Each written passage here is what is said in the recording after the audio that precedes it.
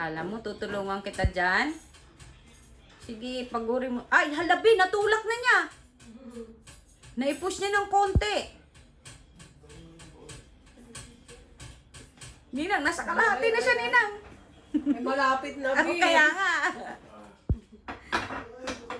Sige, Tuti. Hindi ka na nakita mo kung sino ka. Ginagi talaga siya eh. Ayun. Oh. Sige, tingnan natin kung matalino ka. Sige nga. Ay, malapit na. Akala mo, tutulungan ka namin? Ah, matalino siya. Inuusad niya tong ano. Matalino nga yung mga Ay, yun. ayan na, Bi. Oh, wala na, Ay. Bi. Ninang. Ayan na, Bi. Ay, nako.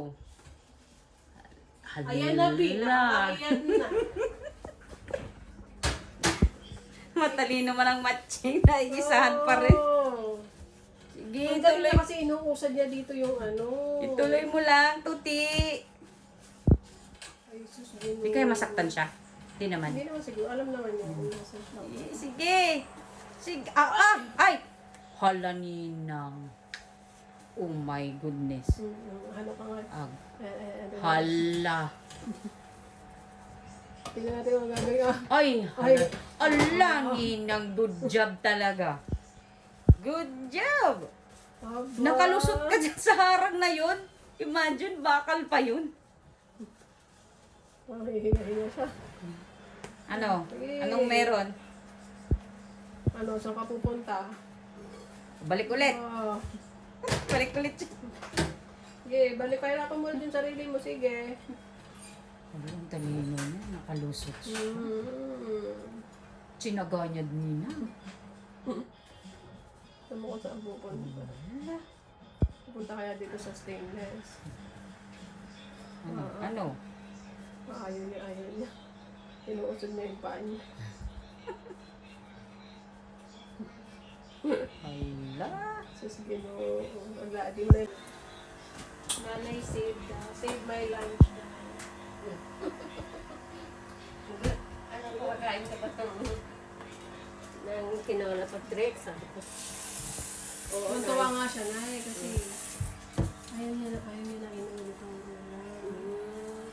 Para siya ibang lahi. Sinabi mo siya. ay ayaw na yung paulit-ulit. Ibang lahi ayaw nila lang. Hindi kagaya natin na nasanay na tayo. Kaya gusto kong masabihan niya. Sabi ko, sa kasi wala ka naman trabaho. Gusto kong gano'n na. Kaya na. Hindi niya alam, nag-uulit tayo dito. Huwag Hindi lang sa... na, kasi sa amin din. Oo, kasi sa, oo, sa ano kasi. Kasi doon ubos-ubos yata sa Sa Pinas. Pinas kasi. Kahit din ka. Sa Pinas talaga. Ganun Oo. kasi. No, iba-iba. Oo. Iba sa... Sabi ko, siguro iba sa- nag-a-adjust pa siya. Kahit wag sabi niya, ate, bibigyan daw ako ni nanay ng Hmm? Sinabi pa? Oo, tuwa siya na. Pinicturean pa niya. Right? Just ka.